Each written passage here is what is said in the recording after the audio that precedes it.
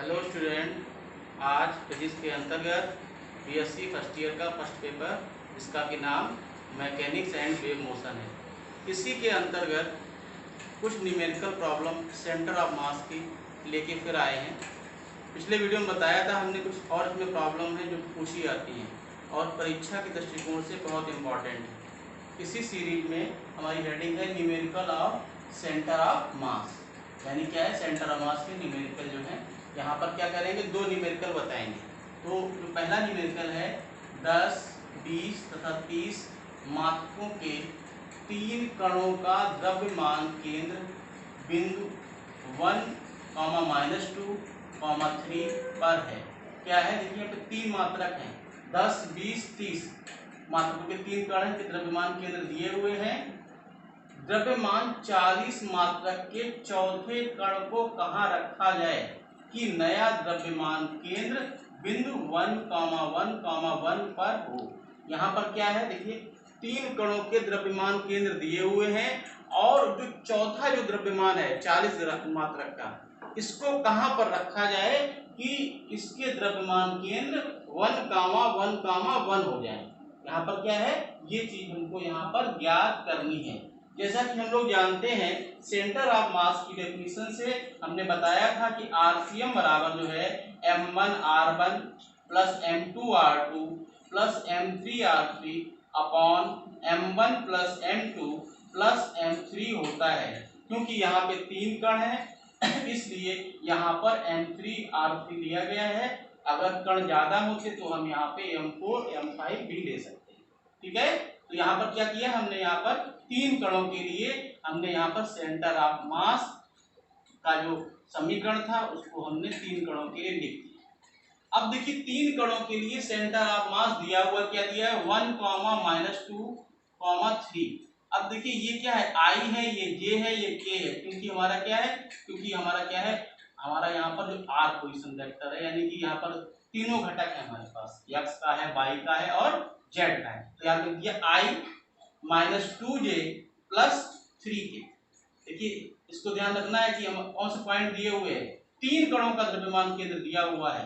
इसके लिए I -2j plus 3k हमने यहाँ पर क्या किया, इस क्रम में यहाँ पर इसको लिख दिया, equal to m1r1 plus m2r2 plus m3r3 upon, देखिए यहाँ पे द्रव्यमान जो 3 मात्रक हैं उनका मान दिया है 10 मात्रक, 20 मात्रक और 30 मात्रक। हमने यहाँ पे 10, 20, 30 रख दिया है। अगर हम चाहते तो ऊपर भी 10, 20, 30 रख सकते, लेकिन किसी कारण हमने यहाँ पर 10, 20, 30 नहीं रखा क्योंकि हमें यहाँ पे इसकी आवश्यकता बहुत ज्यादा नहीं।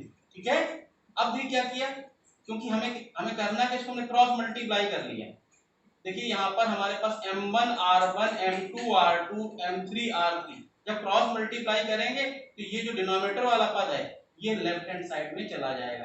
यानी क्या हो गया, m1r1 plus m2r2 plus m3r3 equal to 60 bracket में I -2j प्लस 3k।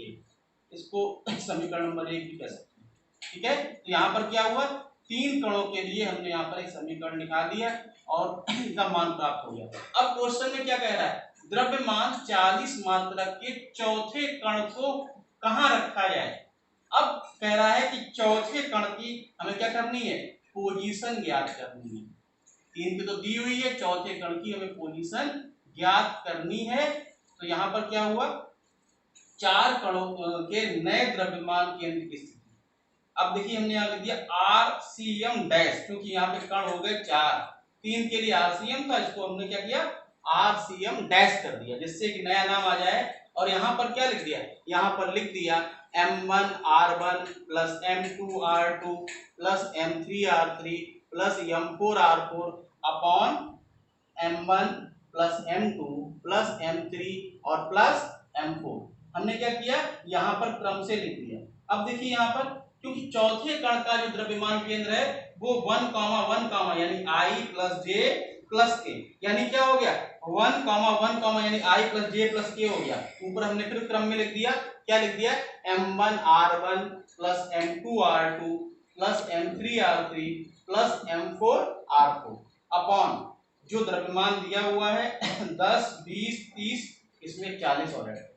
अब देखिए पहले का योग 60 था, अब कितना हो गया 100 हो गया, 60 + 40 = 100।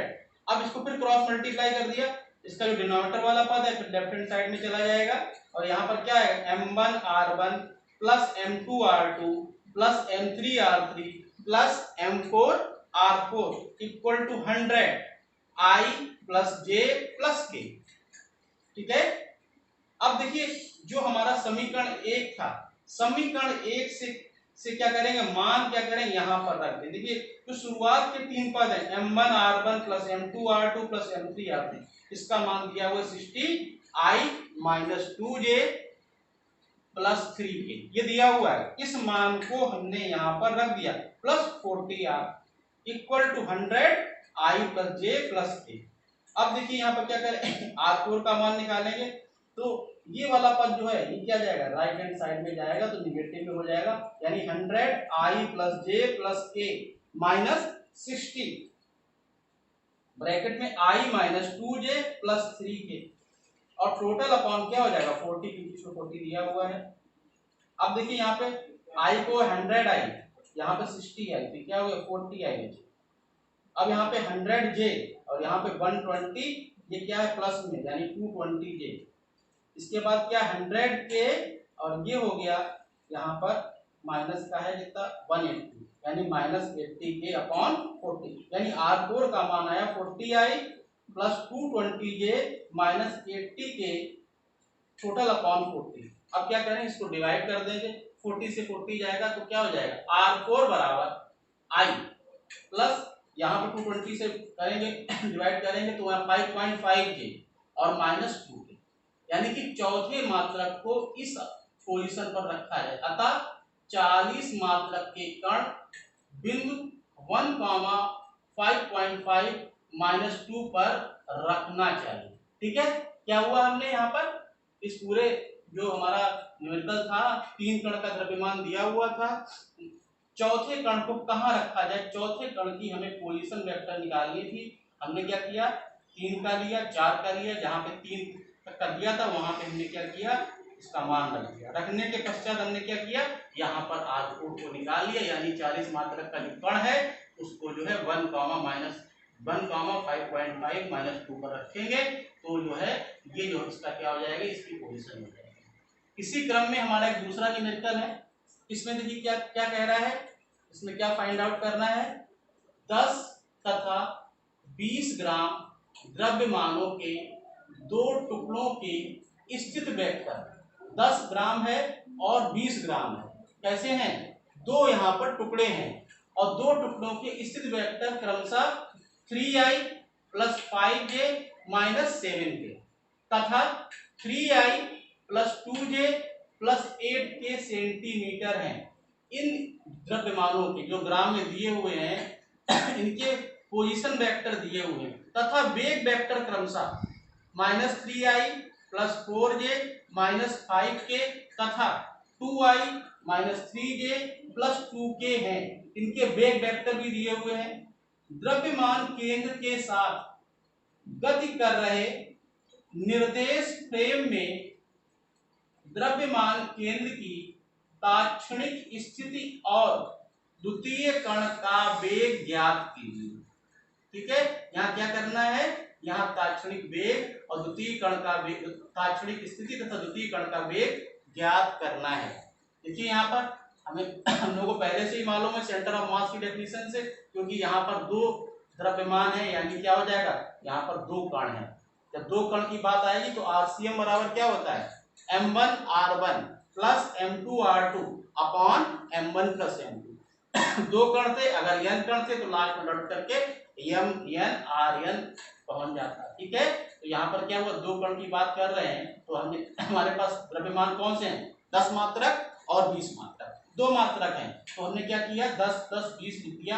इसके अलावा देखिए M1 10, R1 का मान 3I plus 5J minus 7K, 3I plus 5J minus 7K plus 20, 3I plus 2J plus 8। RCM बराबर 30 हुआ, देखिए 0 से 0 हमारा कट जाएगा, यहाँ पर क्या हो जाएगा 1/3 और यहाँ पर हो जाएगा 30i और यहाँ पर जो है हमारा क्या हो जाएगा, यहाँ पे टेंस कट गए 3i और ये हमारा क्या हो गया, ये हो गया 6 यानी कि 9i प्लस ऐसे यहाँ पे करेंगे 5j और यहाँ पर है 4j प्लस 9j। इसके बाद देखिए माइनस का 7j और प्लस का 16, तो यहाँ पर क्या होगा माइनस का यहाँ पर हो गया 19, यानी कि यहाँ पर क्या होगा 3, ये हमारा आ गया i plus j minus k centimetre. यहाँ पर आरसीएम का मान क्या आ गया हमारा, ये प्राप्त हुआ। अब देखिए यहाँ पर आरसीएम का जो मान प्राप्त हुआ, अब हमें कहना क्या है, हमें द्रव्यमान केंद्र या प्रयोगशाला फ्रेम में द्रव्यमान केंद्र का वेग क्या करेंगे, इसके वेग की गणना करेंगे। वेग की बात आएगी तो जहां पे हमारा R1 था वहां पर क्या हो जाएगा V1 हो जाएगा और जहां पे RCM है वहां पर हो जाएगा BCM। BCM बराबर 1/m1 plus m2 m1v1 plus m2v2 क्या है यहाँ पर हमारा ये क्रम आएगा। अब देखिए यहाँ पे क्या किया, जब हमने यहाँ पे मान रखा तो 1/10 प्लस 20 ब्रैकेट में दिया हुआ है 10 और यहाँ पर क्या हुआ V1 का मान -3i plus 4j minus 5k ये दिया हुआ है, हमने क्या किया यहाँ पर रख दिया plus 20 2i plus 3j plus 2k यहाँ पर क्या किया इस मान को रख दिया। रखने के पश्चात क्या किया, इनको हमने क्या किया रीअरेंज किया, तो -30i हो गया, यहाँ पे क्या हो गया यहाँ पर हमारा आया 40i और अपॉन में हमारा 3 दिया हुआ है, हमने इसको जब सॉल्व किया तो हमारा आया मान 1/3i plus 2j minus k centimetre पर सेकेंड, क्योंकि वेग का मात्रक होता है मीटर पर सेकेंड, यहाँ पे यूनिट हमारा ग्राम में दिया हुआ है इसलिए यहाँ पर क्या हो जाएगा सेंटीमीटर पर सेकेंड हो जाएगा। हमने यहाँ पर क्या किया, यहाँ पर BCM का मान RCM का मान निकाला, इसी क्रम में क्या किया BCM का मान भी निकाल दिया। अब जब BCM का मान निकाल लिया तो क्या करेंगे, हमें साथ में और चाहिए, क्या चाहिए साथ में चाहिए यहाँ पर द्वितीय कण के वेग ज्ञात कीजिए। द्वितीय कण का वेग ज्ञात करना, जो सेंटर ऑफ मास की डेफिनेशन है, द्रव्यमान केंद्र फ्रेम में द्रव्यमान केंद्र का वेग BCM 0 है। देखिए यहाँ पर क्या है, जो द्रव्यमान केंद्र फ्रेम में इसका BCM का मान 0, अतः द्वितीय कण का वेग, द्वितीय कण का वेग क्या होगा, यहाँ पर देखिए B2 माइनस BCM, जो B2 तो द्वितीय कण की बात हो रही है 2i minus 3j plus 2k, यहाँ पर क्या हुआ हमने इसको रख दिया माइनस BCM जो हमने निकाला है 1/3i plus 2j minus k, इसको यहाँ रख दिया, इसको सॉल्व किया तो यहाँ पे जो मान आएगा 1/3 5i minus 7j plus 7j, यहाँ पर क्या हुआ ये मान यहाँ पर प्राप्त होगा इसके लिए दूसरे कण के वेग के लिए। ठीक है, तो इस प्रकार से हमने क्या किया, जो पहला न्यूमेरिकल था उसमें चौथे कण की पोजीशन निकाली, यहाँ पर क्या किया इसका वेग और द्वितीय कण के वेग का मान निकाला। ठीक है, इसी सीरीज में हमने क्या किया, पिछले टर्म 2 बताए थे न्यूमेरिकल, इस बार 2 न्यूमेरिकल बता दिए, तो इसमें न्यूमेरिकल की सीरीज सेंटर ऑफ मास में लगभग कंप्लीट हो गई। किताब में और जो न्यूमेरिकल दिए हैं वो खुद भी लगा सकते हैं। ठीक है, आज की वीडियो में बस इतना ही, आगे नया टॉपिक लेके फिर आएंगे।